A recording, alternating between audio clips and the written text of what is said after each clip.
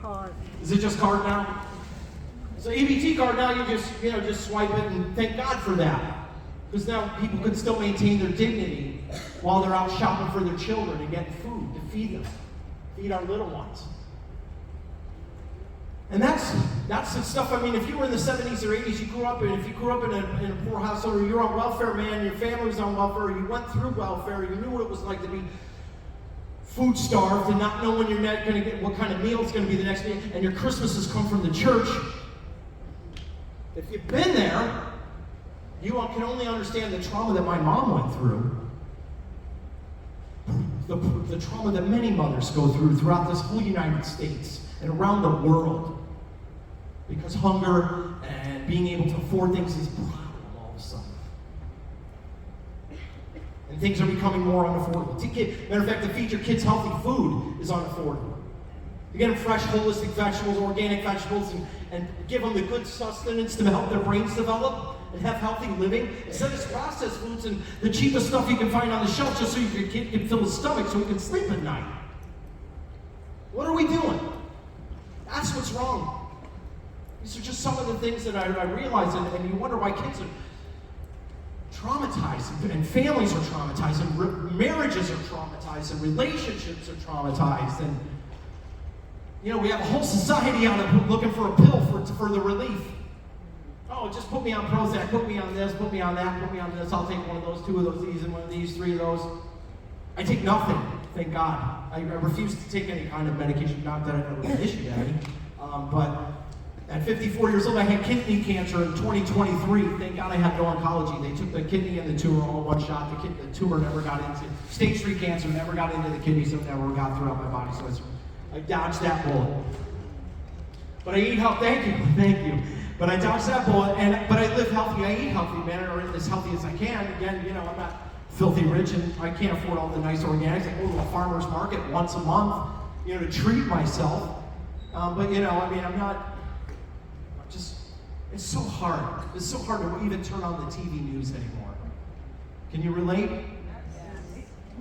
It's just so hard because you just don't know what you're going to see next. What's the next tragedy?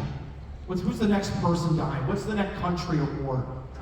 And you got that, and your kids see that because now they got TikTok, Instagram, blah, blah, blah. And that's really these things are teetered. This is the greatest thing they did. You know what? Everything changed. They said the birth rate changed in 2007 when the first iPhone 1 came out.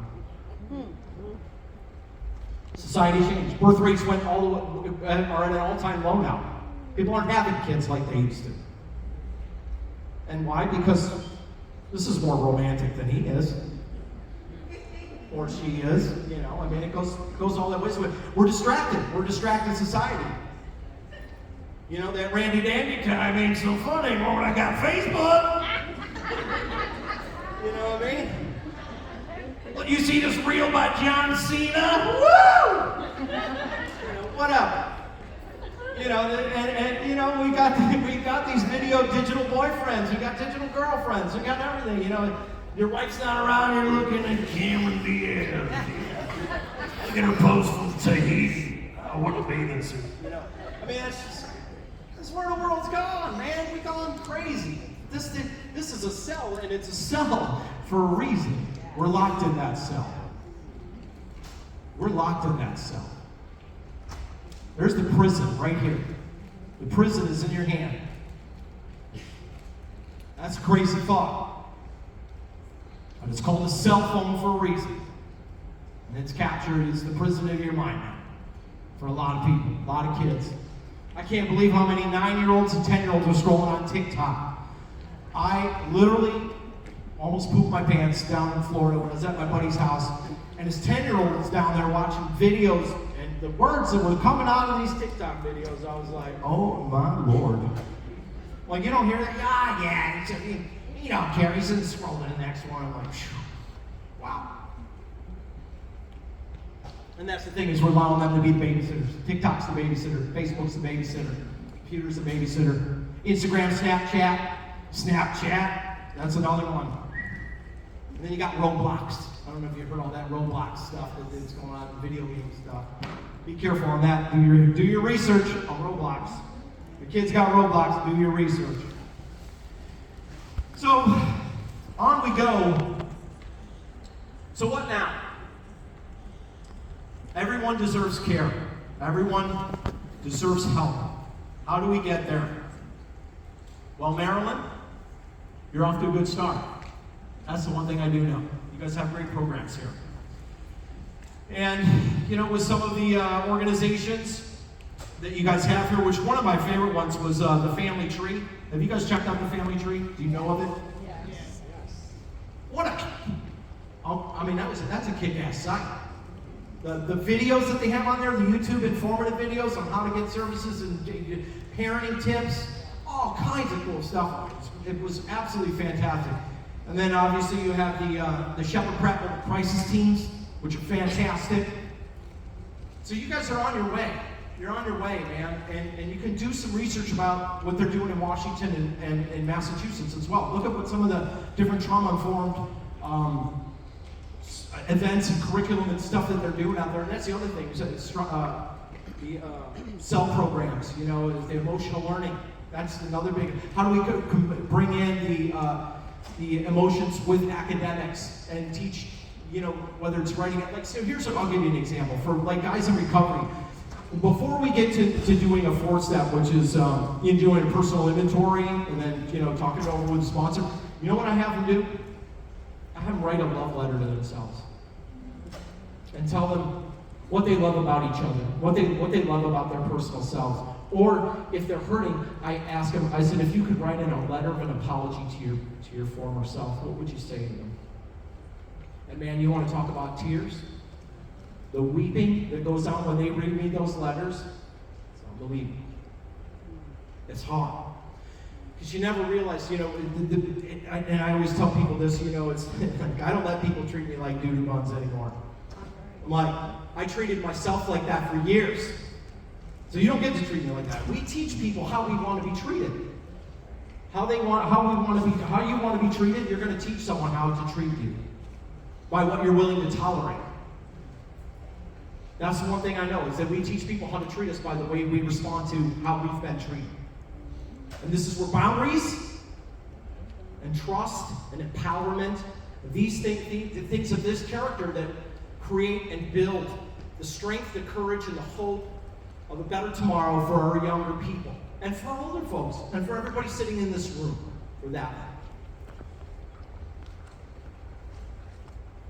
And I want to tell you guys, if nobody told you they love you today, I do.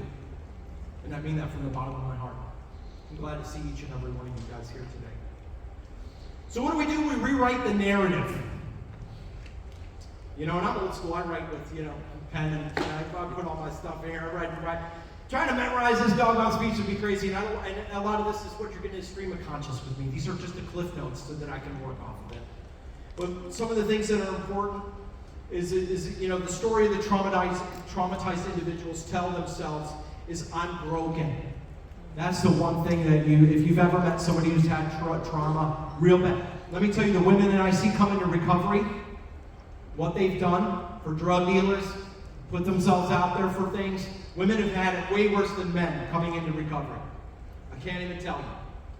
And they come in broken, and you see them blossom and rise like phoenixes from the ashes. The ones that get busy living, and not get busy dying, like the Shawshank Redemption. That's one of the greatest lines.